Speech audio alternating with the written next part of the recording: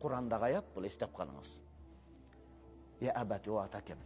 Бұл қатып аят та, туғандар ол мен айтып анан таржыма кыла турган аят көптөгөн ислам аалымдарынын такыбачылыкка келип тооба кылышына себеп болгон аят. Бұл аят адамдардын жүрөгүн 360 градус бура турган аят. Кайсыл аятты окуйт кызы?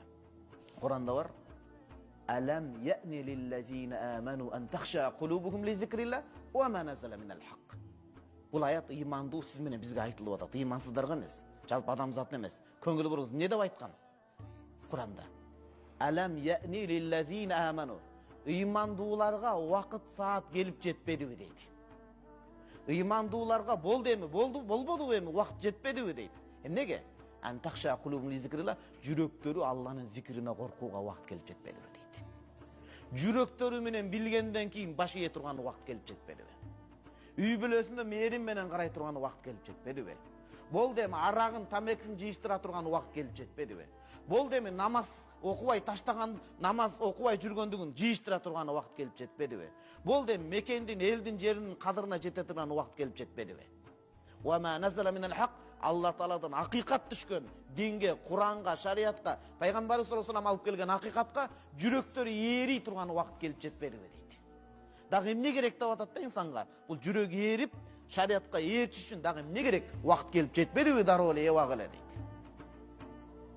Вал аяттын уланысы ушул жерден дагы бүтүрбөй, вала якуну калладин утул китаба мин кабл. Мурдагы китеп ээлери жөөт менен христиандардай болбосун дейт. Сабак кылып атат. Силерге вакыт келип жеткен мусулмандар, мурдагылардай болуп калбагыла, кандай болуп калбагыла? Фатала алейхимул амаду фaqasat qulubuhum. Алар кийин тооба кылам. Мага азыр эрте, оңгүлүмдүн бири ачыла элек, мен жашашым керек деп кечиктирип, алардын жүрөгү карарып таш болуп катып калган дейт. Канчалык инсан жакшылык ой келгенде кечиктирген сайын, тообону кечиктирген сайын, кийин кылам, али убакыт бар, али өмүр бар деп отуруп, өлгөнүн билбей калат, кантип өлүм келгенин кичи кыямат, анан жүрөгү таш болуп калганын билбей калат. Жакшылыкты кечиктирген сайын, жакшылык адамдан кача берет. Тообону кечиктирген сайын жүрөк карары берет. Жакшылык иштен кетенчиктеп, кийиндеп, тоң моюндук кылган сайын жүрөк катып кала берет.